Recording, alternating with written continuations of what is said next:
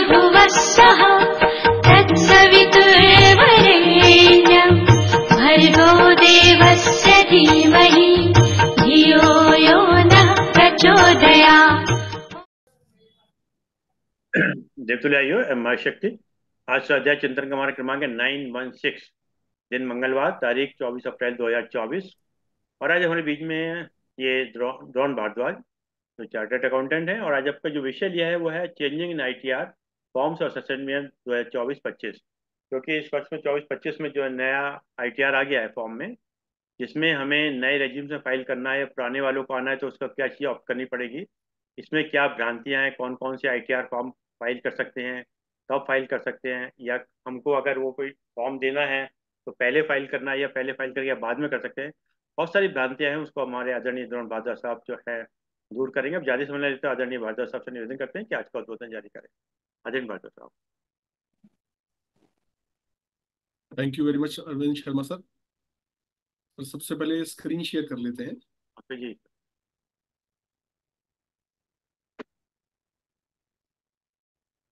Sir, screen दिख रही है ना? जी हाँ बिल्कुल जी।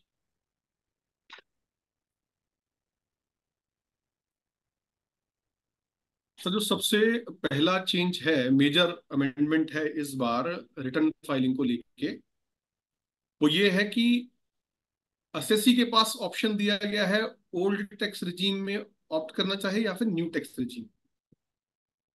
टैक्स पेयर की मर्जी है कि कौन से टैक्स रिजीम को वो ऑप्ट करेगा, लेकिन लास्ट ईयर तक डिफॉल्ट टैक्स रिजीम थी ओल्ड टैक्स रिजीम। मतलब अगर एसएससी कोई भी ऑप्शन एक्सरसाइज नहीं करेगा तो बाय डिफॉल्ट उसको ओल्ड टैक्स रिजीम में ही टैक्स देना पड़ेगा, और अगर उसको न्यू टैक्स रिजीम का बेनिफिट लेना था तो उसको स्पेसिफिकली या तो ITR फॉर्म में ऑप्शन था, ITR 1 और 2 के केसेस में, मतलब जिनकी इनकम्स बिजनेस या प्रोफेशन से नहीं थी उनके लिए ITR फॉर्म में ही एक ऑप्शन दिया गया था, जिसमें आपसे पूछता था do you want to opt for option under section 100 BAC। 100 BAC क्या है? न्यू टैक्स रिजीम का सेक्शन है। तो ITR 1 और 2 में ही ऑप्शन मांग लेता था कि आपको अगर 115 BAC के हिसाब से न्यू टैक्स रिजीम में टैक्स देना है तो आप ITR फॉर्म में ही ऑप्शन को यस सेलेक्ट कर लीजिए। वहीं ITR 3, 4 एंड 5 में जिनकी भी बिजनेस या फिर प्रोफेशन से इनकम थी उनके लिए मात्र ITR में ये ऑप्शन सेलेक्ट करना सफिशिएंट नहीं था। जैसे ही वो ये सेलेक्ट करते थे कि हमें न्यू टैक्स रिजीम ऑप्ट करना है तो एक एक्स्ट्रा फील्ड ओपन हो जाता था, उसमें उनसे फॉर्म मांगा जाता था, फॉर्म 10IE। उसमें 10IE फॉर्म फाइल करना था उनको। ये एक ई फॉर्म था इनकम टैक्स की ई फाइलिंग पोर्टल पर, जिसको फाइल करने के बाद उसका एक्नॉलेजमेंट नंबर जो जनरेट होता था पोर्टल से, प्लस डेट ऑफ फाइलिंग वहां पर एंटर करनी पड़ती थी ITR में।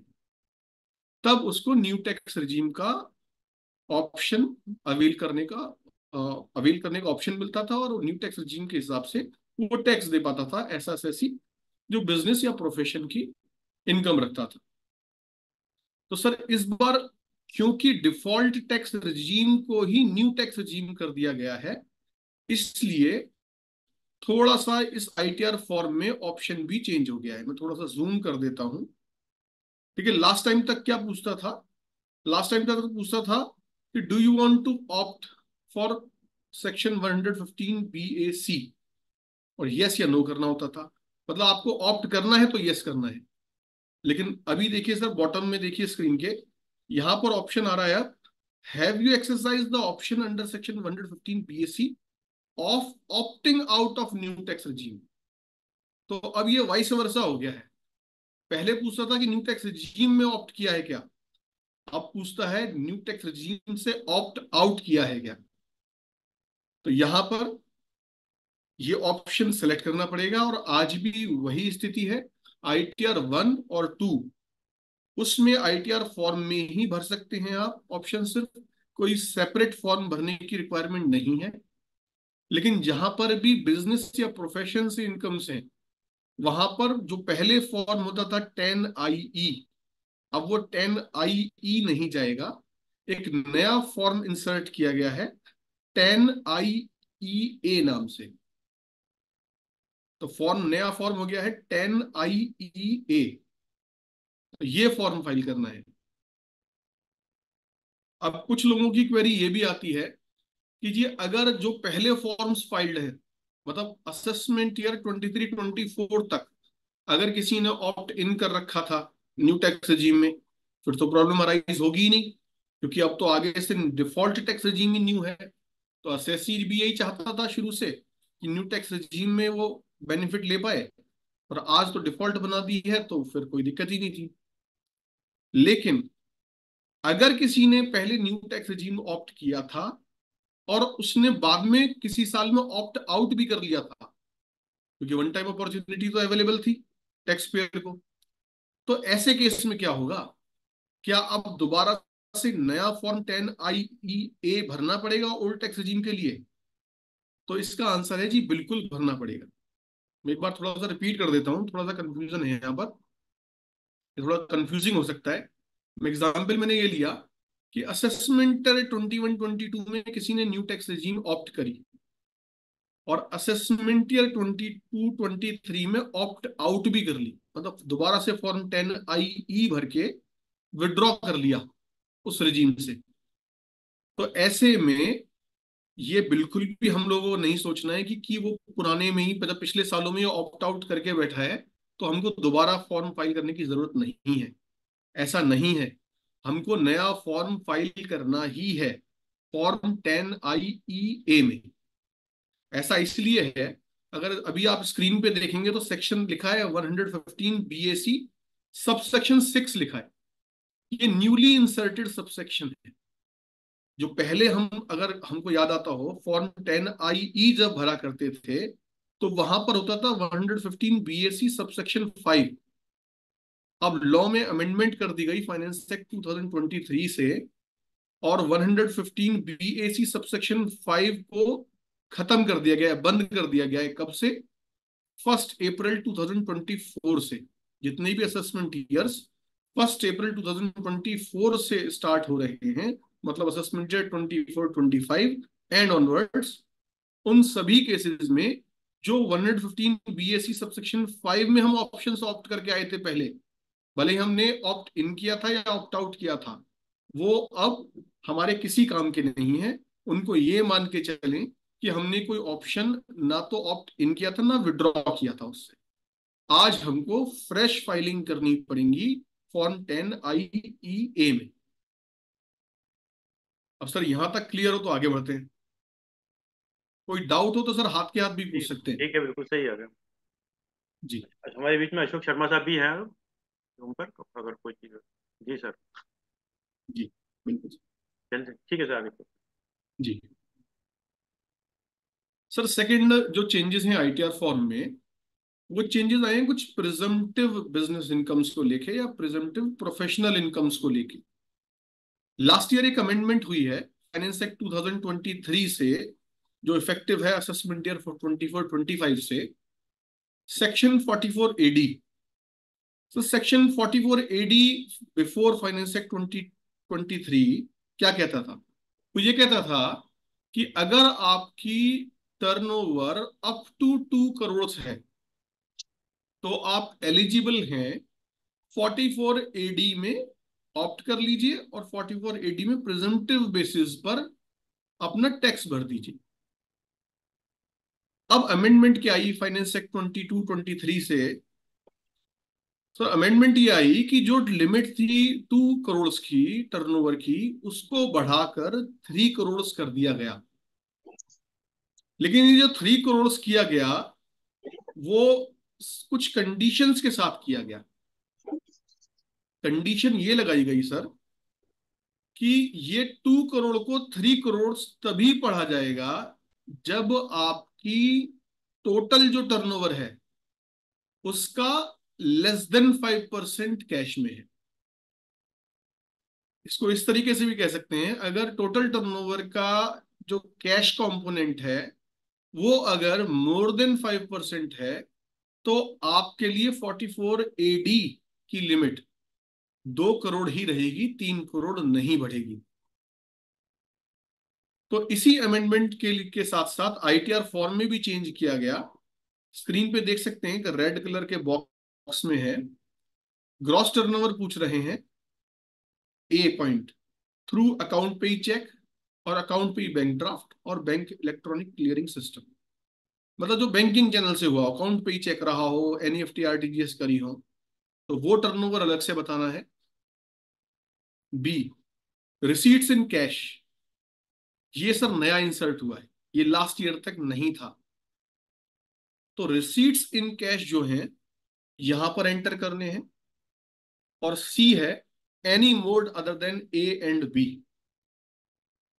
तो सर लास्ट ईयर तक ये A और जो C दिख रहा है हमें स्क्रीन पर, सिर्फ ये होता था, थ्रू अकाउंट पे चेक वाला होता था और एनी अदर मोड होता था सीधा। रिसीट्स इन कैश की कोई बात ही नहीं थी। ये इसी बार इंसर्ट हुआ है फील्ड। ये क्यों इंसर्ट हुआ है सर? अभी हमने अमेंडमेंट पढ़ी कि 44 AD में जो 2 करोड़ की लिमिट है वो 3 करोड़ पढ़ी जाएगी जब अगर आपकी 5% या उससे कम हो कैश टर्नओवर। तो डिपार्टमेंट को पता कैसे चलेगा कि 5% या उससे कम थी नहीं थी? तो सर ITR में पूछा जा रहा है आपसे, जैसे ही आप यहां पर अगर 5% ज्यादा भरना चाहेंगे तो 44 AD में आपको ऑप्ट इन नहीं करने देगा। सर सिमिलर अमेंडमेंट आई है 44 AD के लिए, प्रोफेशनल्स के केस में। वहां पर भी ऐसा ही कहा गया है कि अगर आपका 5% से या उससे कम है कैश रिसीट्स, तो आपके लिए लिमिट जो 50 लाख हुआ करती थी 44 AD के लिए, सर वो बढ़ा के 75 lakhs कर दी जाएगी। मतलब अप टू 75 lakhs तक भी टैक्स ऑडिट नहीं कराना पड़ेगा प्रोफेशनल को। तो सिमिलर अमेंडमेंट सर 44 AD में भी आई है। यहाँ पे सर कोई डाउट हो तो पूछ लीजिए, नहीं तो आगे बढ़ नहीं जाते हैं। रोहन जी, जो आपने जी। बताया 44 AD में और ADA में, तो हम्म। वो जो 5% का जो क्लॉज है, जैसे वहाँ हम्म। 2 करोड़ और 3 करोड़ का है वही एप्लीकेबल होगा, या 50 lakhs पे जो हम्म। है वो 75 lakhs पे वालों के आउट होगा। क्वेश्चन ये कि जैसे अभी हम्म। आप बता रहे 50 लाख का भी अगर हमारा है, तो उसमें एक और कॉलम बना दिया उन्होंने, कैश का, चेक का और अदर्स का। अब उसमें हम्म। क्या वो जो रिसिप्ट हमारी हैं, तो वो जहाँ हमारी मिक्स हैं तो वहाँ हमें अदर्स को ऑप्ट करना पड़ेगा अगर नहीं मेरी सर 50 लाख देखिए, है? अगर अगर 50 lakhs है, हाँ, हाँ तो फिर सर बिलो, तब भी फिर भरना बिलो है, बिलो भरना बिलो तो है। तब भी पड़ेगा। हम्म। हाँ बिलो है सर, भरना तो सर तब भी पड़ेगा, लेकिन उसका इम्पैक्ट नहीं होगा ओके। कोई। हम्म। जी नहीं तो उसमें जैसे वो जो फिगर्स है तो हमें स्पेसिफिक डालनी पड़ेंगे क्या, इतनी कैश है और इतनी सर, चेक है? एक्सपेक्टेड तो यही है कि भरा जाए, या फिर हम जो अदर्स को ऑप्ट कर लें? लेकिन वहाँ तीन नहीं सर कॉलम है ना, आप चेक। कर कुछ भी लें। हम्म। हाँ कर कुछ, देखिए जब तक आप 50 लाख से 75 lakhs के बीच में नहीं है, हम्म। तो मुझे नहीं लगता कि डिपार्टमेंट को 44 ADA के केस में कोई फर्क पड़ने वाला है। ओके ओके, ठीक है, डन। ठीक क्यों? बात है। कोई बेनिफिशियल जो प्रोविजंस थे वो तो आप अवेल ही नहीं कर रहे, 50 लाख से कम है, वो हम्म। आपके लिए है ही नहीं। हम्म। तो टैक्स नहीं, लाइबिलिटी में कोई फर्क नहीं आएगा, तो लेकिन मतलब हम फिर ये भी मान के सजेस्ट चलें तो कि ये किया जहाँ वो जाएगा। कैश का जो कॉलम आया है वो जो हायर साइड में अगर हम जा रहे हैं वहीं उस पर हम्म। एप्लीकेबल होगा, बाकी अदरवाइज वैसे ही रहेगा जैसा कि लास्ट ईयर हाँ, था। जैसा कि लास्ट ईयर था वैसा भर ऐसे सकते ऐसा हैं, ही क्योंकि मानते वो हैं ना? रेवेन्यू न्यूट्रल है सर आइटम। जी सर। क्योंकि thank you sir, thank revenue को कोई फर्क नहीं आएगा इसमें। यू। जी सर आगे बढ़ते हैं। सर कुछ डिडक्शंस होती हैं जो डिसेबिलिटी से रिलेटेड होती हैं। दो डिडक्शंस है सर, एक तो है 80DD जो डिसेबिलिटी के ऊपर डिडक्शंस देती हैं, और एक है सेक्शन 80U। दोनों में फर्क सर सिर्फ इतना है कि सेक्शन 80DD जो है, यहां पर आपको डिडक्शन मिलती है अगर आपका कोई डिपेंडेंट डिसेबल्ड है। और 80U कहां पर मिलता है? जहां पर आप खुद डिसेबल्ड। दोनों ही सेक्शंस में जो क्वांटम ऑफ डिडक्शन है वो सेम है। In case of normal disability 75,000 rupees, और in case of severe disability 1,25,000 rupees. और नॉर्मल डिसेबिलिटी क्या है? 40% से लेके <80%। और सीवियर डिसेबिलिटी कब मानी जाएगी? जब आपकी डिसेबिलिटी 80% से ज्यादा हो। तो सर, जैसे हमारे भी कई क्लाइंट हैं और जाहिर सी बात है सभी लोगों के पास होंगे, लॉ में तो ये प्रोविजंस बहुत पहले से ही हैं कि आपको ये डिडक्शंस मिलेंगी कब? जब स्पेसिफाइड जो प्रोफेशनल मेडिकल प्रोफेशनल्स बताए गए हैं रूल्स में, उनका सर्टिफिकेट आपके पास अवेलेबल हो। लेकिन ये भी हम लोग जानते हैं कि ये सर्टिफिकेट कितने क्लाइंट्स के पास होता है, कितनों के पास नहीं होता। तो सर, अभी तक सिर्फ आईटीआर के अंदर डिडक्शंस के अंदर बस सेक्शन के आगे अमाउंट लिखना होता था बस। इससे ज्यादा कोई भी इंफॉर्मेशन वो नहीं मांगते थे, नॉर्मल और सीवियर पूछते थे बस। अब क्या हो रहा है सर? गवर्नमेंट ने देखा कि हो सकता है इसका भी मिसयूज किया जा रहा हो बहुत, तो सर कुछ एडिशनल डिस्क्लोजर्स मांगे जा रहे हैं इस बार एसएससी से। एक फॉर्म नोटिफाई किया गया है सर, फॉर्म 10IA। इस फॉर्म, सर एक फॉर्मेट है, ये पीडीएफ का एक फॉर्मेट है जिसमें आपको मेडिकल प्रोफेशनल से, जो स्पेसिफाइड मेडिकल प्रोफेशनल्स हैं, उनसे एक सर्टिफिकेट लेना है रिगार्डिंग डिसेबिलिटी। उसमें वही बेसिक डिटेल्स आती हैं कि नेम ऑफ द डिसेबल्ड, उनकी एज कितनी है, एड्रेस क्या है, केवाईसी उनका आधार नंबर क्या है, इसके अलावा कौन सी डिसेबिलिटी है, कितने डिसेबल्ड हैं परसेंटेज में, कितने, क्या ये परमानेंट डिसेबिलिटी है, क्या ये सर्टिफिकेट दोबारा से इशू करने की जरूरत पड़ेगी क्या एक स्पेसिफाइड टाइम के बाद, 2 साल बाद, 3 साल बाद रीअसेस करने की जरूरत है क्या डिसेबिलिटी को। तो इस तरीके का एक फॉर्मेट है जो फॉर्म 10IA में असेसी को उस स्पेसिफाइड मेडिकल प्रोफेशनल से लेना है। और सर सिर्फ लेके अपनी फाइल में लगा के नहीं रखना। अब फॉर्म 10IA ई फॉर्म की तरह ई फाइलिंग के लिए अवेलेबल भी करा दिया गया है पोर्टल। ये फॉर्म एसएससी को ही अपने लॉगिन के अंदर फाइल करना है। और फॉर्म 10IA की जो कंटेंट्स हैं, जो मेडिकल प्रोफेशनल ने साइन करके दिया है सर्टिफिकेट में, बुक सब इंफॉर्मेशन डालकर, वो सारी इंफॉर्मेशन सर यहाँ पर फील्ड्स दी गई हैं इस फॉर्म के अंदर, ये एसएससी को भरनी है खुद। और मात्र भरनी ही नहीं है, जो सर्टिफिकेट लिया गया है मेडिकल प्रोफेशनल से, उसको अटैच करके ये फॉर्म फाइल करना है सर। और ये फॉर्म फाइल ही नहीं करना, सिर्फ उसके आगे भी बताया, इसका जो एक्नॉलेजमेंट नंबर है और डेट ऑफ फाइलिंग वो भी बतानी है। तो सर कुछ इस तरीके का एक स्केड्यूल इंसर्ट कर दिया गया आईटीआर फॉर्म्स में, जिसमें पूछता है, देखिए शेड्यूल का नाम है 80DD। सर यहां पर टाइप ऑफ डिपेंडेंट भी पूछ रहा है आपसे, पैन ऑफ द डिपेंडेंट पूछ रहा है, आधार ऑफ द डिपेंडेंट पूछ रहा है, और जो सर अभी फॉर्म 10IA की बात कर रहे थे हम, उसकी डेट ऑफ फाइलिंग पूछ रहा है, और एक्नॉलेजमेंट नंबर पूछ रहा है। और अमाउंट तो सर पूछेगा पूछेगा डिडक्शन की। और सर सबसे पहले नेचर ऑफ डिसेबिलिटी तो पूछता ही है आपसे, डिपेंडेंट पर्सन विद डिसेबिलिटी, मतलब नॉर्मल डिसेबिलिटी, जो अभी हमने देखा कि 40 से <80%। और सेकंड है पर्सन विद सीवियर डिसेबिलिटी। तो सर ये 80DD एक शेड्यूल यहाँ पर इंसर्ट कर दिया गया, और फॉर्म 10IA फाइल करने की रिक्वायरमेंट भी डाल दी गई। धुन जी, ये नंबर क्या है? यूडीआईडी नंबर कौन सा होता है, ये क्या? सर ये यूडीआईडी नंबर एक यूनिक डिसेबिलिटी आइडेंटिटी कार्ड बनता है। हम्म। तो अगर किसी के पास वो कार्ड है हम्म। गवर्नमेंट इशूड, तो वो नंबर डालना है सर इसमें। ठीक ठीक। ये मैंडेटरी नहीं है सर, इफ अवेलेबल ऑप्शनल। ही है अभी तो। जी। ऑप्शनल है फिलहाल तो, अगर है तो डाल दीजिए। सर आगे बढ़ते हैं। सर ये बिल्कुल सिमिलर अमेंडमेंट है 80U में। यहां पर भी वही फॉर्म 10IA फाइल करना होगा।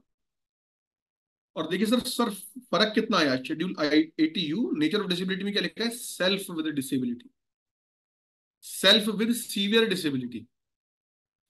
तो 80U किसके लिए, सेल्फ, अगर असेसी खुद डिसेबल्ड है। और अभी जो 80DD पढ़ के आए हम सर, वो है अगर कोई डिपेंडेंट डिसेबल्ड है। तो इतना सा फर्क है सर दोनों। अब आगे बढ़ते हैं सर। अब सर ऑडिट वाले केसेस में कुछ फर्क आया। सर अभी तक क्या होता था, अभी तक जो हम फर्स्ट पेज था ATR का जिसमें ऑडिट इंफॉर्मेशन भरते थे, तो हमसे क्या पूछा जाता था, सिर्फ इतना पूछते थे सर कि are you liable for audit under section 44AB, yes या नो। और जैसे ही यस करा तो सीधे आ जाते थे सर हम कि whether the accounts have been audited by an accountant, yes या नो। तो जैसे ही यस करते थे तो हमसे पूछा जाता था कि ऑडिट रिपोर्ट की फर्निशिंग की डेट बताइए, ऑडिटर का नाम बताइए, मेंबरशिप नंबर बताइए, फर्म रजिस्ट्रेशन नंबर बताइए, पेन नंबर बताइए प्रोप्राइटर का। सिर्फ इतनी इंफॉर्मेशन पूछता था सर। लेकिन इस बार से 44AB में ऑडिट जब भी हो रहा है तो कुछ एडिशनल फील्ड्स इंसर्ट की गई। वो एडिशनल फील्ड क्या है सर, सर वो कुछ हद तक सिमिलर फील्ड हैं जो ऑडिटर टैक्स ऑडिट रिपोर्ट में भरता है फॉर्म 3CD में। सर ऑडिटर से पूछा जाता है फॉर्म 3CD में कि आप ये बताइए कि ऑडिट कौन से क्लॉज में हो रहा है, किस वजह से ऑडिट हो रहा है। क्या टर्नओवर मोर देन 1 CR है इसलिए ऑडिट हो रहा है, क्या प्रॉफिट 44AD की जो स्पेसिफाइड परसेंटेजेस हैं 44AD की वजह से हो रहा है, क्या 44AD की जो स्पेसिफाइड नेट प्रॉफिट की परसेंटेज है 50% उससे कम है प्रॉफिट इसलिए हो रहा है। तो ऐसे मल्टीपल क्लॉजेस होते हैं सर जो ऑडिटर फॉर्म 3CD में रिपोर्ट करता है। तो ये ऑडिटर से तो पूछा जा रहा था अब तक कि किस वजह से ऑडिट हो रहा है, लेकिन जो ऑडिटी है मतलब टैक्स पेयर है, असेसी है, उससे नहीं पूछा जाता था आज तक कभी भी। तो सर इस बार पूछा जा रहा है कि बताइए कि 44AB में आपका ऑडिट किस वजह से हो रहा है। क्या आप प्रिजम्पटिव जो टैक्सेशन थे 44AD ADA वाले उसकी वजह से हो रहा है या फिर टर्नओवर की वजह से हो रहा है। तो यहां पर ये पूछ लिया सर। एक फील्ड और ऐड कर दी सर ऑडिट से रिलेटेड ही। अब तक हमसे ऑडिट रिपोर्ट जो फाइल कर देता है ऑडिटर 3CD और एसएससी उसे अपने लॉगिन से एक्सेप्ट भी कर लेता है, अब तक इस फाइलिंग की इंफॉर्मेशन हमसे नहीं पूछी जा रही थी। इस बार सर देखिए स्क्रीन पर जो पॉइंट नंबर 8 और 9 है, इस बार पूछा जा रहा है एसएससी से ITR में ही कि जो ऑडिट रिपोर्ट फाइल हुई है उसका फाइलिंग का एक्नॉलेजमेंट नंबर ITR में एंटर कीजिए। और यहीं पे नहीं रुके, उन्होंने कहा यूडिन भी एंटर करिए। तो ये दोनों दोनों इंफॉर्मेशन सर ITR में ही पूछा जा रहा है एसएससी से। अब तो यहां पर सर इतनी अमेंडमेंट थी सर। अब आगे बढ़ जाते हैं। सर अगली अमेंडमेंट है कैपिटल गेन्स में। सर कैपिटल गेन में जब भी हम ये डिडक्शंस क्लेम करते थे 54, 54F, 54EC, इन सब चीज की, तो हमसे सिर्फ अमाउंट पूछ लेते थे सर कि कितना आपने री इन्वेस्टमेंट किया है, किस सेक्शन में किया है। कैपिटल गेन अकाउंट स्कीम में अगर पैसा डाला है before due date of filing of ITR या बिफोर फाइलिंग ऑफ आईटीआर, तो सिर्फ अमाउंट भर देना होता था सर। अब इतने से काम नहीं चलेगा। अब सर नई फील्ड इंसर्ट कर दी, जिसमें हमसे पूछा जा रहा है कि कैपिटल गेन अकाउंट स्कीम में बिफोर ड्यू डेट पैसा जो जमा किया है उसकी इंफॉर्मेशन दीजिए। डेट ऑफ डिपॉजिट बताइए कि किस दिन उस खाते में पैसे जमा हुए। अकाउंट नंबर भी बताइए उस अकाउंट का, और आईएफएस कोड बताइए कि किस बैंक की किस ब्रांच में अकाउंट खुला है। तो सर अब तक अगर कोई ऐसे ही भर देता था तो अब नहीं चलेगा। अब तो अकाउंट खुलवाना ही पड़ेगा, और उसके बाद ही आईटीआर फाइल करी जाएगी। ये सारी इंफॉर्मेशन वहां पर फर्निश कर दी।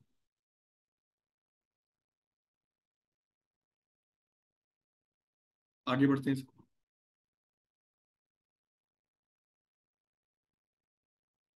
ऑनलाइन गेम्स की के लिए एक नया सेक्शन इंसर्ट हुआ था, 115 बीबीजे।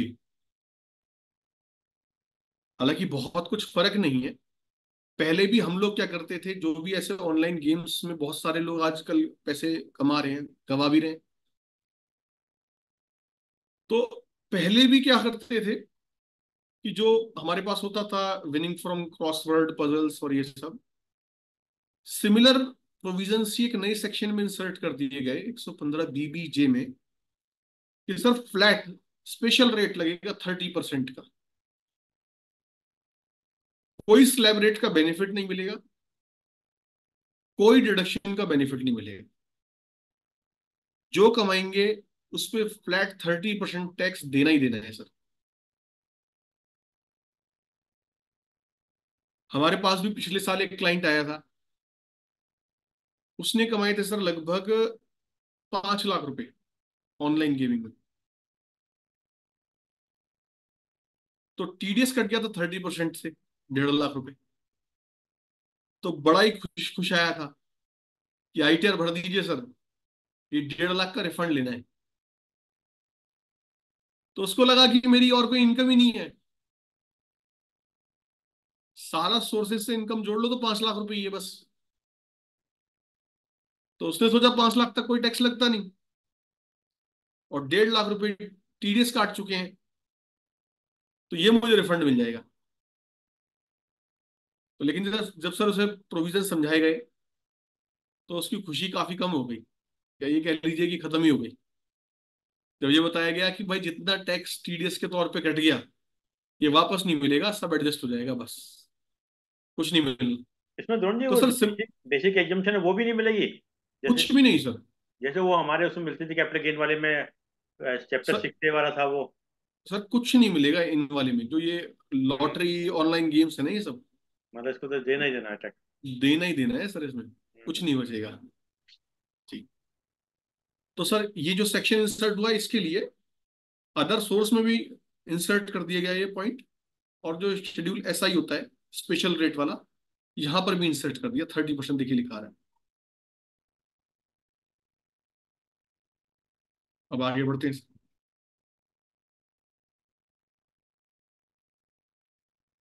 सेक्शन है 80 GGC, donation to political parties. तो सरकार भी समझ रही है कि पॉलिटिकल पार्टीज में डोनेशन कितना एक्चुअल हो रहा है, कितना अदरवाइज हो रहा है। तो सर शेड्यूल 80 GGC में कुछ इंफॉर्मेशन मांगनी शुरू करी है सर इन्होंने इस बार। क्या इंफॉर्मेशन मांग रहा है सर? डेट मांग रहा है, कंट्रीब्यूशन का अमाउंट तो मांगता ही मांगता है सर, बाइफर्केशन भी मांग रहा है कि कितना तो कैश में कंट्रीब्यूट किया और कितना अदर देन कैश कंट्रीब्यूट किया। अब जो भी यहां पर कंट्रीब्यूशन कैश भर देगा सर, तो डिडक्शन हो जाएगी सर 0। सेक्शन में ही लिखा हुआ है कि कैश में अगर 1 रुपए भी डोनेशन दे दी तो भी अलाउड नहीं है। 100% डोनेशन अदर देन कैश होना चाहिए सर, तभी डिडक्शन अवेलेबल है 80 GGC। तो इसीलिए देखिए सर, अमाउंट ऑफ कंट्रीब्यूशन तो भरवाया भरवाया, amount contribution in cash, contribution in other mode, total contribution. इसलिए देखिए sir, eligible amount of contribution भी आ रहा है, क्योंकि कैश वाला ही नहीं मिलेगा, अदरवाइज तो 100% ही है डिडक्शन अवेलेबल पॉलिटिकल पार्टीज के डोनेशन में विदाउट एनी क्वालिफाइंग लिमिट। जैसा 80G में होता है कि ग्रॉस टोटल इनकम का 10% से ज्यादा डोनेट कर देंगे तो डिडक्शन नहीं मिलती, लेकिन 80 GGC में तो ऐसी कोई कैपिंग ही नहीं है। आप जितना कमा रहे हो 100% डोनेट कर दो तो वो भी 100% डिडक्शन मिलेगी। तो इसलिए eligible amount of contribution total contribution से सर डिफरेंट तभी होगा जब कैश में कुछ भर दिया जाएगा। और सर यहीं पे नहीं रुके, पूछते हैं ट्रांजैक्शन रेफरेंस नंबर और दे दीजिए, और IFSC कोड भी दे दीजिए बैंक का। लेकिन सर यहां पर एक बात नोट करने की है कि पॉलिटिकल पार्टी का ना तो नाम पूछ रहे ना पैन नंबर पूछ रहे, तो इसको भी इलेक्टोरल बॉन्ड की तरह रखा रखा हुआ है कि किसको डोनेट किया है ये नहीं बताना आपको। ये ध्रुव जी को इनका क्वेरी आई है, आशा शर्मा जी की पूछ रही हैं। अच्छा सर। ये कह रही है sir donation made to different parties, one party in cash and other parties in cheque, then 80 GGC allowed. हाँ सर, तो होगा क्या सर, मैडम ऐसे केस में दो डिफरेंट पॉलिट, जितना मैं क्वेश्चन आपके समझ पाया हूँ बाकी लोगों के लिए भी रिपीट कर देता हूँ।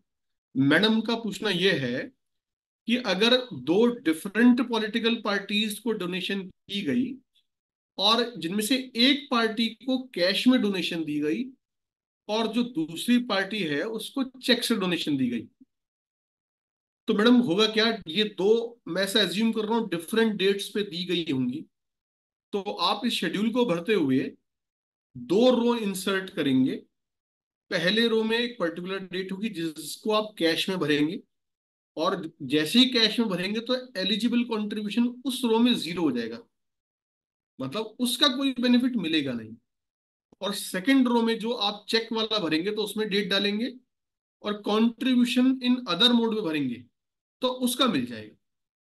तो मैडम इसका फाइनल आंसर ये हुआ कि कैश वाले का तो नहीं मिलेगा, जो सेकंड पॉलिटिकल पार्टी है जिसको बैंकिंग चैनल के थ्रू डोनेशन दी गई है उसका बेनिफिट मिलेगा। ध्रुव जी इसमें आगे बढ़ जाए टू जी। थाउजेंड वाली एलिजिबिलिटी भी नहीं है ना, 2000 पे जो नहीं था। सर, सर 80 GGC में नहीं है, वो 80G में तो है आज भी। मतलब जी, मतलब GGC में सर 1 रुपया भी नहीं है हम्म। जी। तो आगे बढ़ जाते हैं सर।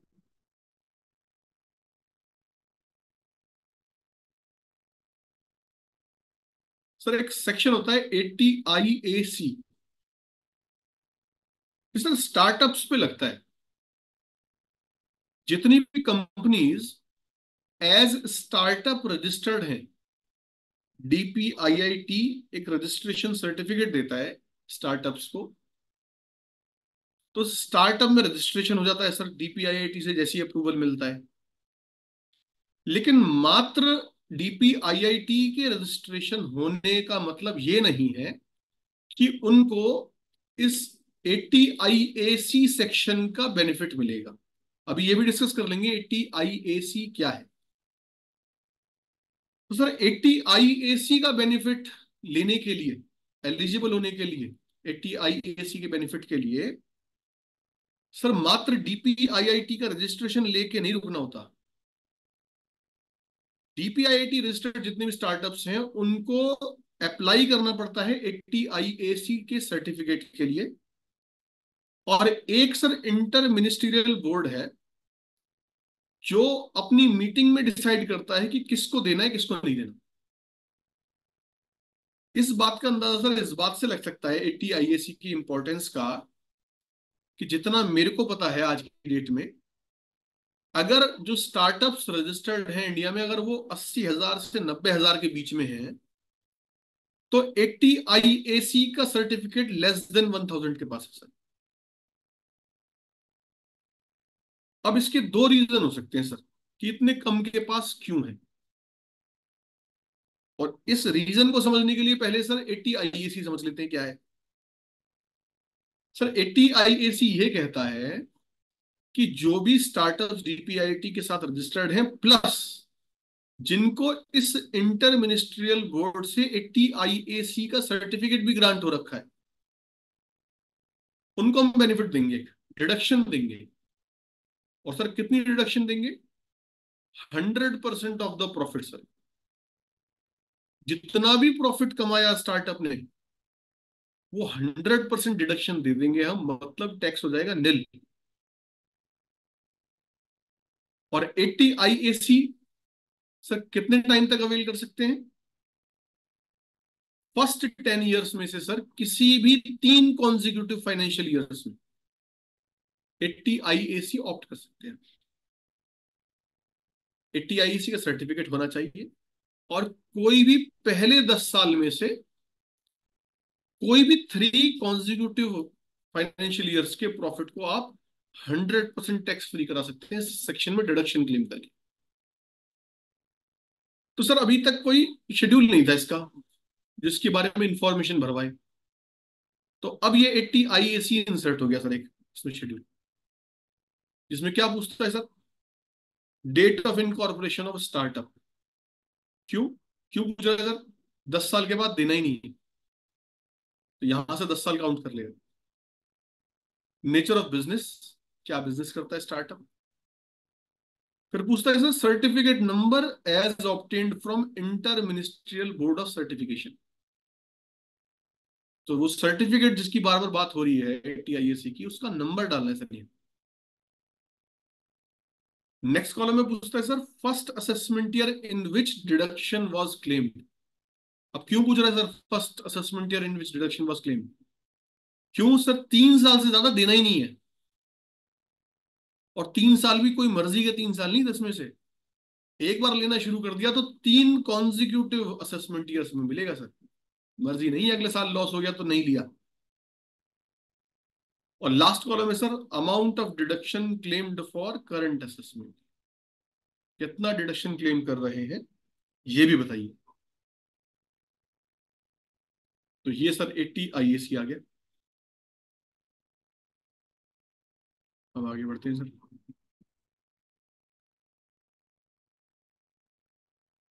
अब सर सेक्शन आ गया 43BH, जिसमें काफी कुछ डिस्कशंस हुए हैं पिछले साल में। तो सर 43BH सेक्शन क्या कह रहा था?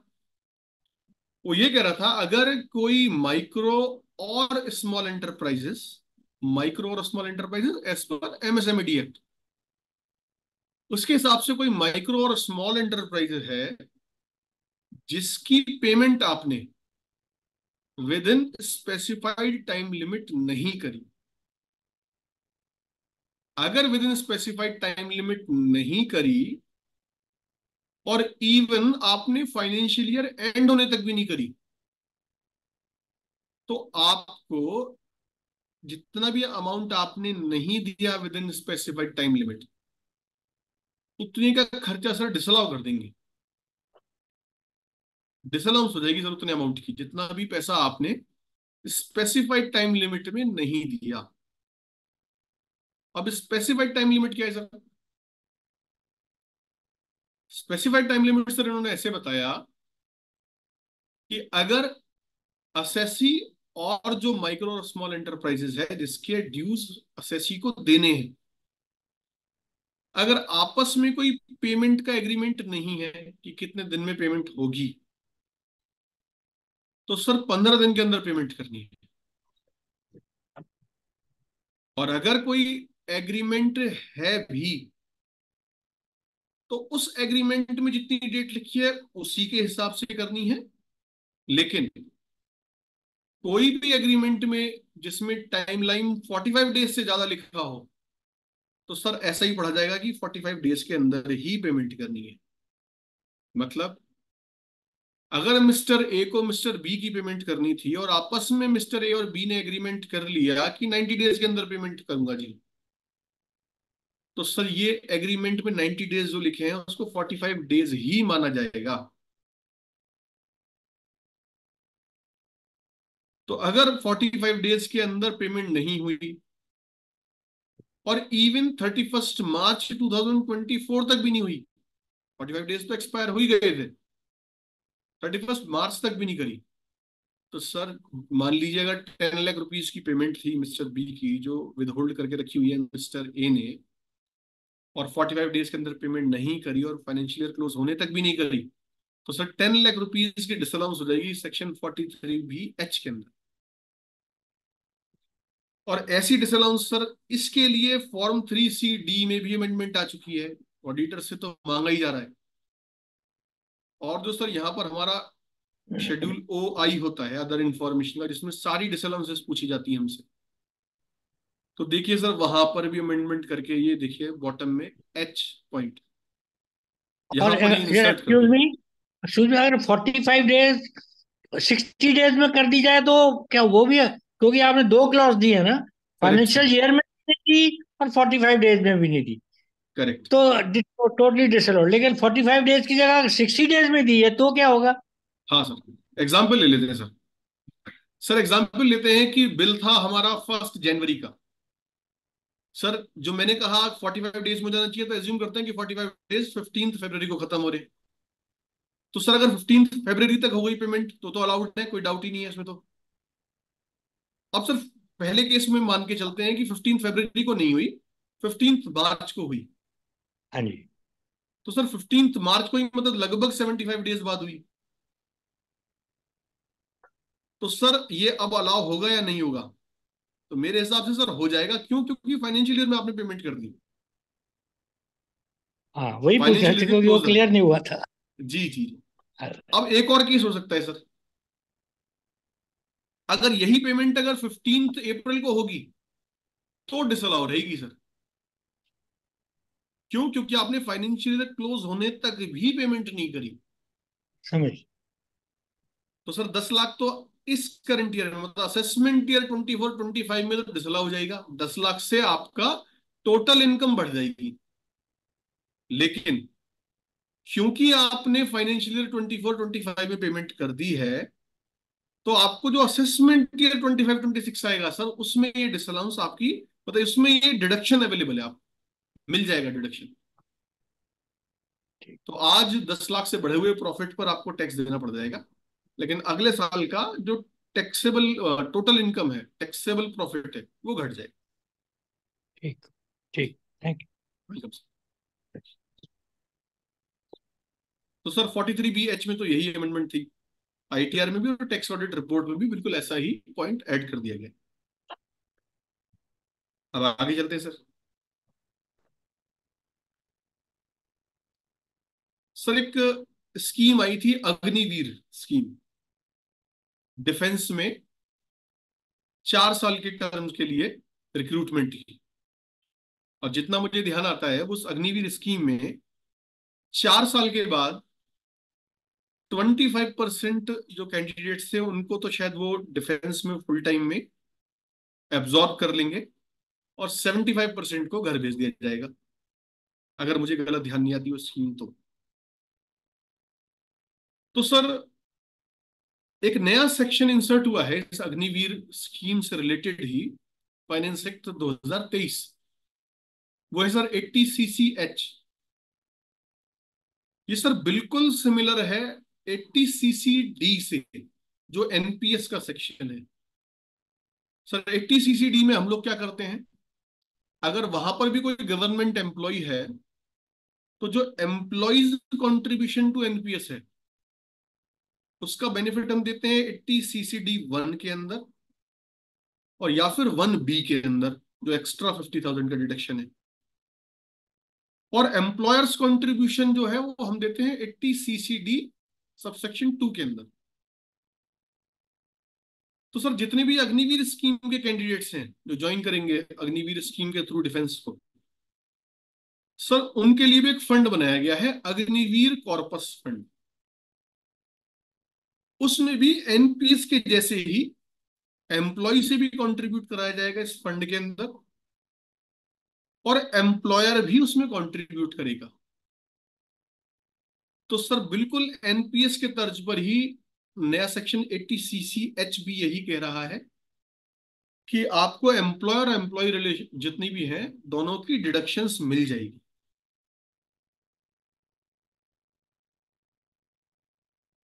तो यहां पर सर 80 CC H का भी इंसर्ट हो गया फील्ड। अब आगे चलते हैं।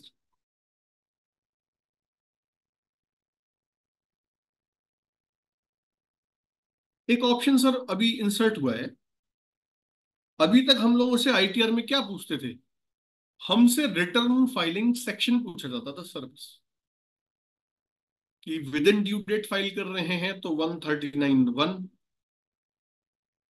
बिलेटेड रिटर्न जा रही है तो 139(4), और रिवाइज रिटर्न फाइल हो रही है तो 139(5). तो सर ये सारे ऑप्शंस तो आज भी अवेलेबल है, हटाए नहीं गए। लेकिन ये नई फील्ड इंसर्ट की गई है कि ड्यू डेट भी आप बताइए कि आप कौन सी ड्यू डेट वाले हैं। भाई 139(1) ऑडिट वाले केसेस में 31 अक्टूबर रहती है, और नॉन ऑडिट केसेस में वही 139(1) पढ़ी जाती है 31 जुलाई। ऐसी पार्टनर, कोई पार्टनरशिप फर्म में जो पार्टनर है जिसकी फर्म टैक्स ऑडिट के लिए लायबल है, तो वहां पर पार्टनर्स की भी ड्यू डेट बढ़ के 31 अक्टूबर हो जाती है। तो सर जो 139 मात्र से शायद ज्यादा क्लैरिटी नहीं आती, तो इसलिए अब असेसी से ही पूछा जा रहा है कि आप ही बताएं ड्रॉप डाउन में सेलेक्ट करके कि आपकी रिटर्न फाइलिंग ड्यू डेट क्या है। तो ये सर एक छोटी सी अमेंडमेंट थी आईटीआर फॉर्म्स में।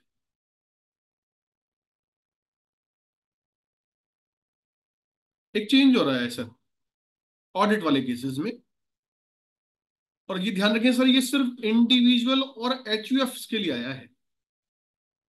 फर्म्स, एलएलपीज और कंपनीज जो ऑडिट के लिए लायबल हैं उनके लिए ये अमेंडमेंट नहीं है। होता क्या था सर लास्ट ईयर तक, इंडिविजुअल और एचयूएफ जब ऑडिट के लिए लायबल होती थी और अपने आईटीआर फाइल करती थी तो डिजिटल सिग्नेचर से ही सिर्फ ई वेरिफिकेशन पॉसिबल था आईटीआर। इस बार से सर ईवीसी का ऑप्शन भी दिया जा रहा है सिर्फ इंडिविजुअल और एचयूएफ जो टैक्स ऑडिट के लिए लायबल है। तो ये एक अमेंडमेंट था सर। तो सर बड़े बड़े अमेंडमेंट तो हो गए यहाँ पर। अब कुछ पॉइंट्स मैंने अदरवाइज नोट किए हुए हैं। ध्रुव जी, उन्होंने आशा जी ने एक क्वेरी की आपसे, अच्छा वेदर जी। Audit report can also be accepted using EVC. नहीं नहीं मैडम, ऑडिट रिपोर्ट तो डिजिटल सिग्नेचर से ही फाइल करनी पड़ेगी ऑडिटर को। अगर आप ये पूछ रहे हैं कि जब ऑडिटर ऑडिट रिपोर्ट फाइल कर देता है तो असेसी को एक्सेप्ट करना पड़ता है अपने लॉगिन से, तो मुझे लगता है कि मैडम हाँ वो भी ईवीसी से एक्सेप्ट किया जा सकता होगा। वो जब करेंगे तो बेहतर पता चलेगा। क्यों? अगर वहां पर डिजिटल सिग्नेचर का फंक्शनैलिटी मैंडेटरी रख दी तो बेसिक पर्पस जो रिलैक्सेशन देने का है सर वो डिफीट हो जाएगा। तो मैडम मुझे अगर यही क्वेरी है आपकी कि असेसी के लॉगिन से जो एक्सेप्ट की जाती है, हाँ मैडम आप बिल्कुल ठीक कह रहे हैं कि डीएससी का वहां पर मेरे को भी लगता है कि डीएससी का जो मैंडेटरी फीचर था कि डीएससी के थ्रू ही एक्सेप्ट किया जाएगा, तो बिल्कुल उसको हटा दिया जाएगा और ईवीसी से वहां पर भी एक्सेप्टेंस का ऑप्शन दिया जाएगा। तो सर जो मैंने यहाँ पे नोट की हुई थी वो तो यही थी। मैं पहले स्क्रीन शेयरिंग स्टॉप कर देता हूँ, या अभी स्क्रीन शेयर होने देता हूँ, अगर कोई क्वेरी होगी तो हो सकता है जाना पड़े किसी को। इतने सर।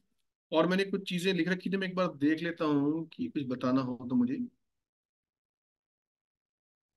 सर इस बार से न्यू टैक्स रजीम में स्टैंडर्ड डिडक्शन जो मिलती थी सैलरी पर वो मिलेगी, तो ये बड़ा बढ़िया मूव है सर।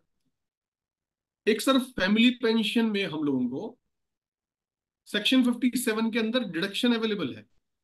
फैमिली पेंशन मतलब कोई घर का मेंबर था, अर्निंग मेंबर, जिसको पेंशन आती थी, उसके डिवाइस के बाद जो जो फैमिली में किसी को पेंशन मिल रही है उसे फैमिली पेंशन बोलते हैं। फैमिली पेंशन में सर सेक्शन 57 के अंदर एक डिडक्शन अवेलेबल है जो कहते हैं 1/3 ऑफ द फैमिली पेंशन और 15,000 विच एवर इज लोअर। उतना डिडक्शन अवेलेबल था जो हमको न्यू टैक्स रिजीम में नहीं मिल रहा था पिछले साल तक, वो इस बार से मिले। तो ये चेंज आ गया था। 80 CCD2 employers contribution to NPS, 80 CCH2 employers contribution to Agniveer corpus fund, ये सर मिलेगा डिडक्शन, न्यू टैक्स रिजीम में भी मिलेगा। एम्प्लॉयर्स कॉन्ट्रीब्यूशन मिलेगा, एम्प्लॉय नहीं मिलेगा सर। एम्प्लॉयर्स कॉन्ट्रीब्यूशन भी क्यों मिल रहा है, वो ग्रॉस इनकम में जोड़ के रखते हैं सर। ग्रॉस इनकम इन्फ्लेटेड होती है, एम्प्लॉयर्स कॉन्ट्रीब्यूशन टू एनपीएस को जोड़ के रखती है, तो वो डिडक्शन अवेलेबल है। एक चीज और है सर, जो हम शुरुआत में बात कर रहे थे कि डिफॉल्ट टैक्स रिजीम जो है हमारी, अब वो डिफॉल्ट टैक्स रिजीम हो गई है न्यू टैक्स रिजीम। तो सर खासा ध्यान रखना पड़ेगा इस बार कि जहां पर भी हम ओल्ड टैक्स रिजीम का बेनिफिट लेना चाहें, वहां खासा ध्यान रखना है सर कि ड्यू डेट मिस नहीं होनी चाहिए। अगर ड्यू डेट मिस हो गई तो फिर टैक्स पेयर से बोल दीजिए कि ओल्ड टैक्स रिजीम को भी भूल जाए, न्यू टैक्स रिजीम में ही जाना पड़ेगा। तो कई बार सर ऐसा प्रैक्टिकली देखा गया है कि कई बार ऐसी सिचुएशन अराइज हो जाती है कि मोर और लेस काफी सारी चीजें तो आईटीआर की तैयार हैं, लेकिन कोई इंफॉर्मेशन अरेंज नहीं हो पा रही है। तो सर ऐसे में सजेशन यही रहेगा कि बिफोर ड्यू डेट उस आईटीआर को फाइल कर दें, अगर ओल्ड टैक्स रिज्यूम वाली वो है फाइल रिटर्न, उसको बाद में रिवाइज कर लें। क्योंकि ड्यू डेट अगर मिस कर देंगे उस इंफॉर्मेशन की वजह से, तो सर फिर ओल्ड टैक्स रिजीम को ऑप्ट नहीं कर पाएंगे। और ये भी ध्यान रखने वाली बात है कि ओल्ड टैक्स रिजीम में अगर आईटीआर फाइल करनी है तो पहले फॉर्म 10 आईईए भरना है, उसके बाद ही आईटीआर फाइल करनी है। द्रोण जी उल्टा हो गया ये इसमें ना, इस फाइनेंशियल में ये उल्टा हो गया सर, बिल्कुल ये हाँ। उल्टा हो गया ना। लास्ट ईयर तक तो ये हाँ था कि न्यू में जाने के लिए आपको जो है टाइम से फाइल करना है, अब क्या करेक्ट, हो गया कि ओल्ड में जाने के लिए आपको टाइम से फाइल करना है। उल्टा हो गया ना। बिल्कुल सर, उल्टा हो गया सर। तो गवर्नमेंट की इंटेंशन यही है कि शायद सब लोग न्यू टैक्स रेजिम में आ जाइए बस। तो उन्होंने बहुत कुछ, उनको चेक भी नहीं करना पड़ेगा, जो उनको शायद रिपोर्ट हो कि मिसयूज किया जाता है कई बार डिडक्शंस को लेके। तो उन्होंने कहा कि सारे डिडक्शंस ही खत्म कर देते हैं धीरे धीरे और न्यू टैक्स रेजिम पे ही ले आते हैं। और सर ये न्यू टैक्स रेजिम सिर्फ इंडिविजुअल और एचयूएफ एओपी बीओआई के लिए भी अवेलेबल है। फर्म्स, एलएलपीज और कंपनीज को ये बेनिफिट नहीं मिलेगा सर। जी बिल्कुल सर। तो सर अब कोई किसी की डाउट हो, यही मेजर चेंजेस थे। कोई अगर डाउट है तो सर पूछ सकते हैं। क्वेरी करें, स्क्रीन से हटा लेते हैं, ऐसा क्या जी कहते क्या सर? हैं, स्क्रीन हटा हटा लेते हैं, क्या क्या हाँ कहते स्क्रीन हटा लिया सर, हाँ हटा लिया सर। हैं। अब कोई किसी कोई क्वेरी हो तो अपना आप पूछ सकते हैं। हाँ इसके अलावा अमेंडमेंट के अलावा भी कोई अगर आईटीआर में क्वेरी हो फाइलिंग रिलेटेड, तो वो भी डिस्कस कर सकते हैं। अभी हमारे पास 5-7 मिनट है। जी जी जी। 80U का न्यू रिज्यूम में सर ये डिडक्शन मिलेगा? सर नहीं मिलेगा सर। न्यू टैक्स रिजीम का तो मतलब ही सर ये है कि बहुत कुछ एक्सेप्शनल।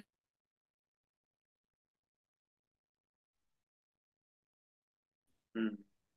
हाउसिंग लोन इंटरेस्ट ये सब चीज तो खत्म हो ही गया है सारा। सब चीज खत्म सर। जी। अच्छा ये दोनों जो अपना एसएससी जो सैलरी वाले हैं, हम्म। वो लोग तो अपने हिसाब से स्विच ऑफ कर सकते हैं, यानी कि कभी अपना चाहे ओल्ड कभी न्यू। और जो करेक्ट सर। बेस क्लासेस हैं वो अगर एक बार ऑप्ट कर लेते हैं तो उनको तो फिर वो मेंटेन करना पड़ेगा ना। सर मेंटेन करना पड़ेगा, बस वन टाइम अपॉर्चुनिटी है सर विड्रॉ करने की। अच्छा वन टाइम है, ओके। हाँ अगर आप कहेंगे तो मैं फॉर्म, अगर क्वेरी नहीं है तो हम्म फॉर्म मैं दिखा देता हूँ। हम्म 10 IEA। हम्म मैं सर स्क्रीन शेयर करता हूँ दोबारा से।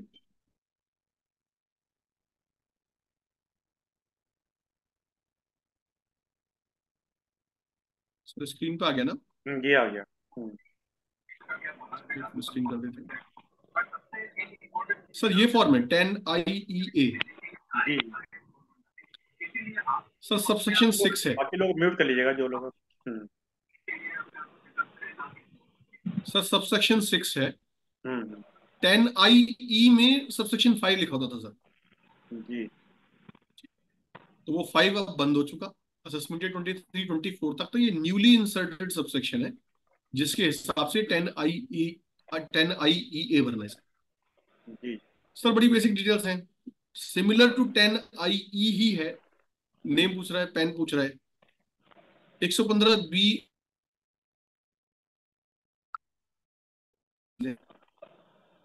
असेसमेंट ईयर, किस असेसमेंट ईयर के लिए फाइल कर रहे हो? क्या दोबारा से एंटर कर रहे हो, क्या ऑप्ट आउट कर रहे हो या एंटर कर रहे हो? अगर ऑप्ट आउट कर रहे हो तो पहले कब भरा था 10IEA, उसकी डेट बताइए, और कौन से सबसे पहले कौन से साल में आपने किया था। ये तो सर IFSC से रिलेटेड, हमारे रिलेटेड नहीं है। नीचे अंडरटेकिंग है सिर्फ। ये नीचे सब देखिए वही सब आ गए जो अभी हम बात कर रहे थे, कि ये सिर्फ इंडिविजुअल HUF AOP BOI के लिए है। तो देखिए सर, ये स्टेटस ये है, सिर्फ इनके लिए है, फर्म्स LLPs कंपनीज के लिए ये नहीं। तो ये तो सर ये वाला फॉर्म हो गया। आप कहेंगे तो वो भी दिखा दूंगा, जी। जो 80U में भरना था फॉर्म हमें, जो मेडिकल प्रोफेशनल वाला था, कि सर्टिफिकेट लेके आइए, वो और दिखा देता हूँ सर बस।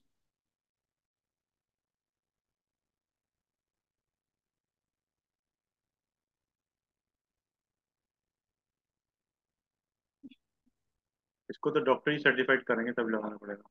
हाँ सर, ये डॉक्टर सर्टिफाई करेगा सर सबसे पहले। जी।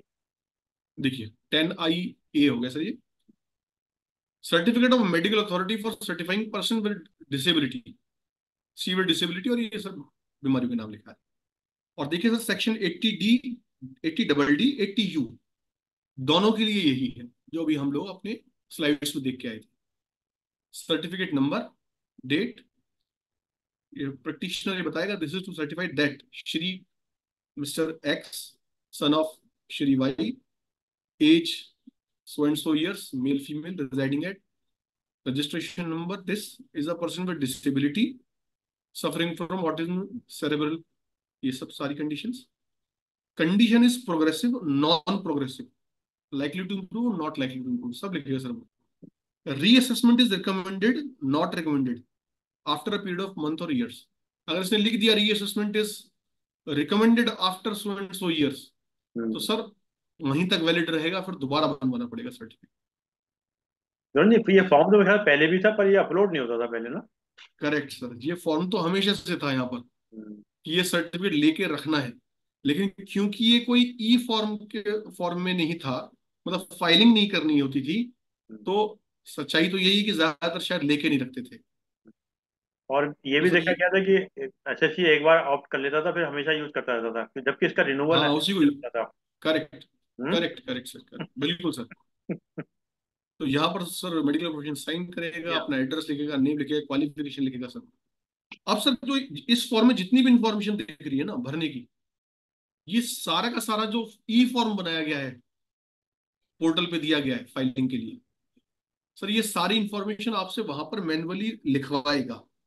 डिसेबिलिटी में बेनिफिट क्या है, क्या एग्जम्पशन क्या है?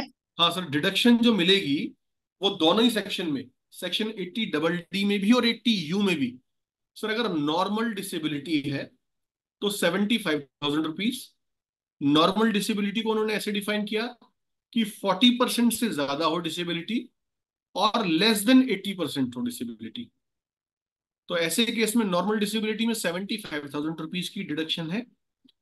और सर अगर सीवियर डिसेबिलिटी लिख दे, तो सीवियर डिसेबिलिटी अगर है तो सीवियर डिसेबिलिटी में मिलेगी 1,25,000 रुपीज की डिडक्शन।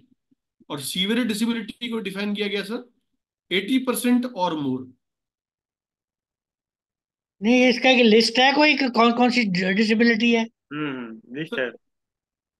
सर डिसेबिलिटी तो वैसे सेक्शन में भी यही लिखी हुई है जो यहाँ पे लिखा रही है। कंडीशन क्या है? नहीं, जस्ट एग्जांपल में पूछ रहा हूँ, किसी को डेमेंशिया हुआ है। जी सर, मेडिकल मतलब डिजीज के हिसाब से तो शायद ना बता पाऊँ मैं, हाँ, क्योंकि वही पूछ रहा था। एक, हाँ, वो तो हाँ कौन डिसाइड करेगा वो? नहीं सर, देखिए इसमें डिसेबिलिटी तो शायद ये मेडिकल प्रैक्टिशनर ही डिसाइड करेगा।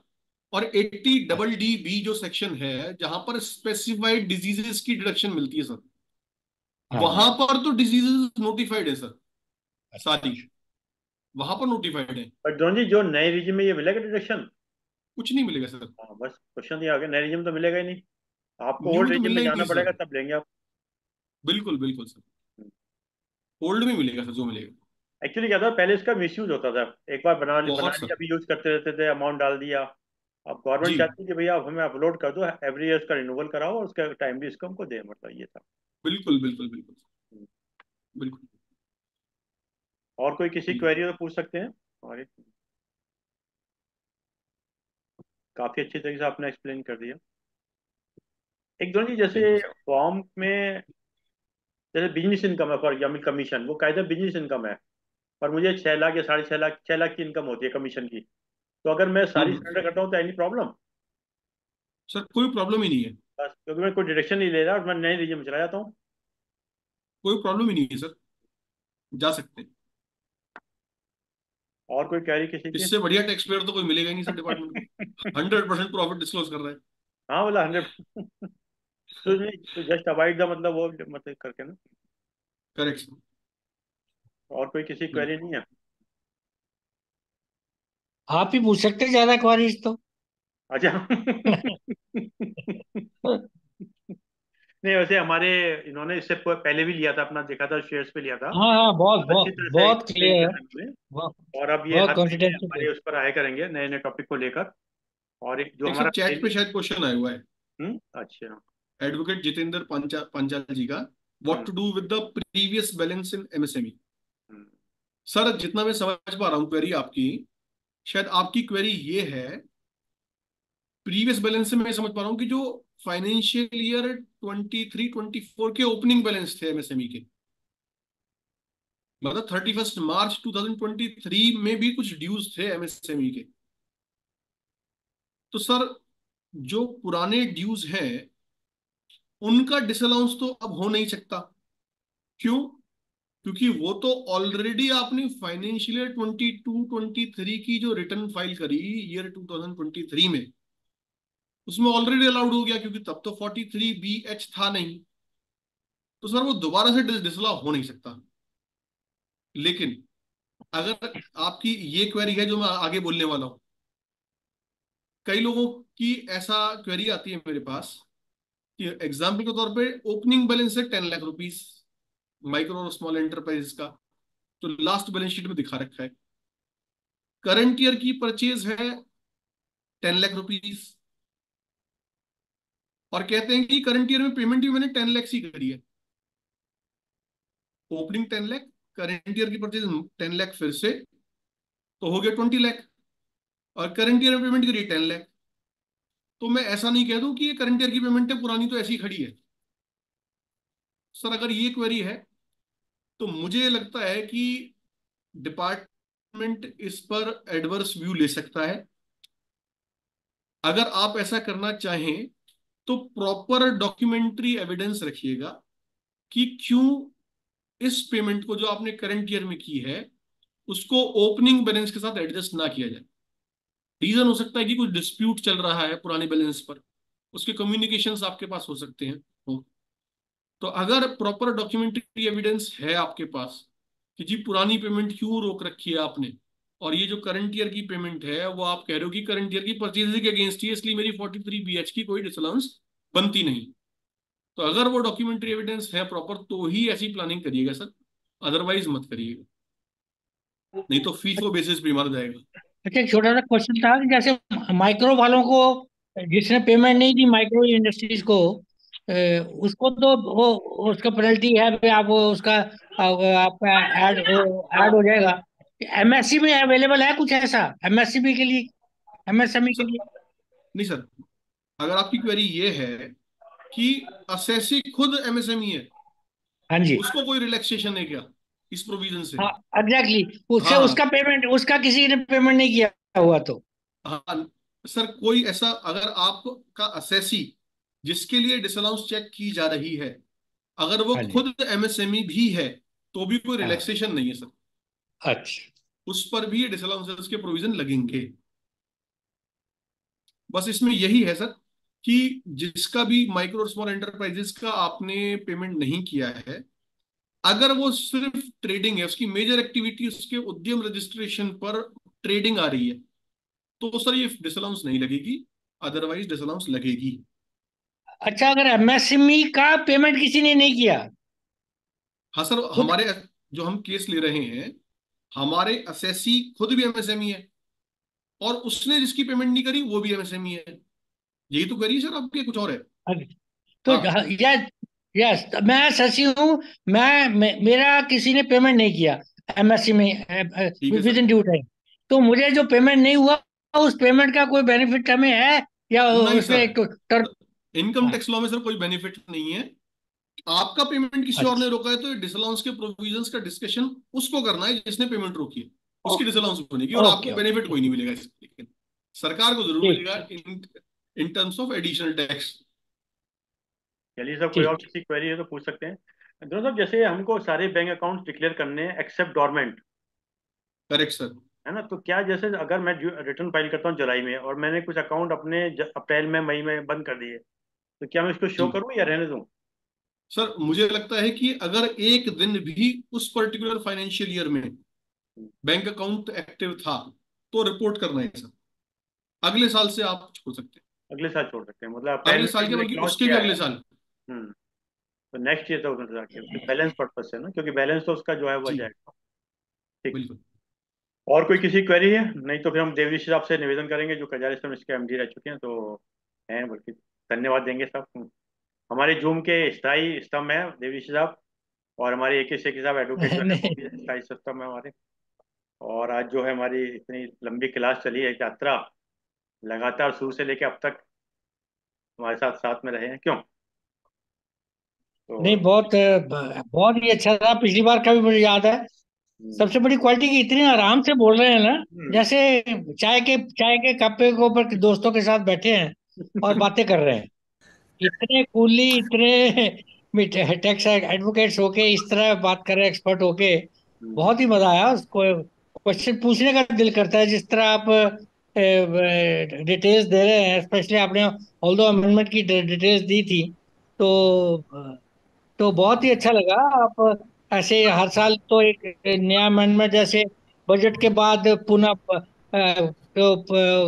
हमारे एक डिस्कशन होती थी बजट के ऊपर, ऐसे ही हर साल नई अमेंडमेंट्स के ऊपर आपकी एक डिस्कशन होना हर साल के लिए जरूरी है।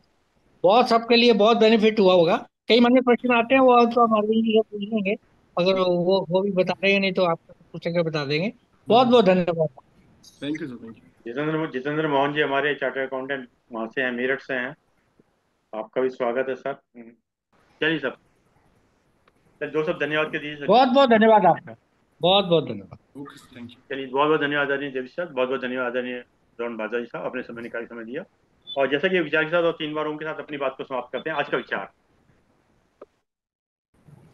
4 दिन गायब होकर देख लीजिए, 4 दिन वाह, गायब होकर देख क्या बात। लीजिए, लोग आपको भूल जाएंगे। 4 दिन गायब होकर देख लीजिए, लोग आपको भूल जाएंगे। इंसान सारी जिंदगी इस धोखे में रहता है कि वह लोगों के लिए अहम है। इंसान सारी जिंदगी इस धोखे में रहता है कि लोगों के लिए अहम है, लेकिन हकीकत ये होती है कि आपके होने या ना होने से किसी को कोई फर्क नहीं पड़ता। वाह वाह बिल्कुल। वाह। हकीकत ये होती है कि आपके होने या ना होने से किसी को कोई फर्क नहीं पड़ता। आइए बिल्कुल सब। सही बात। आइए, ओम। ओम।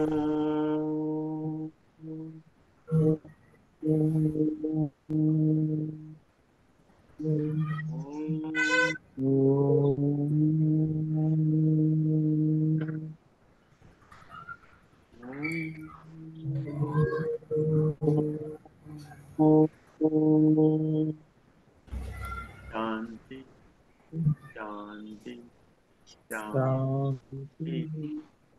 सभी को प्रणाम, सभी को प्रणाम।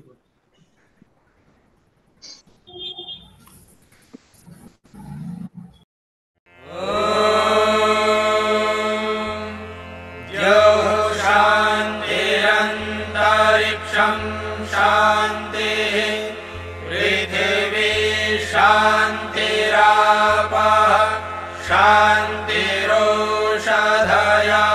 शान्तिः वनस्पतयः शान्तिर्विश्वे देवाः शान्तिर्ब्रह्म शान्तिः सर्वं शान्तिः शान्तिरेव शान्तिः सा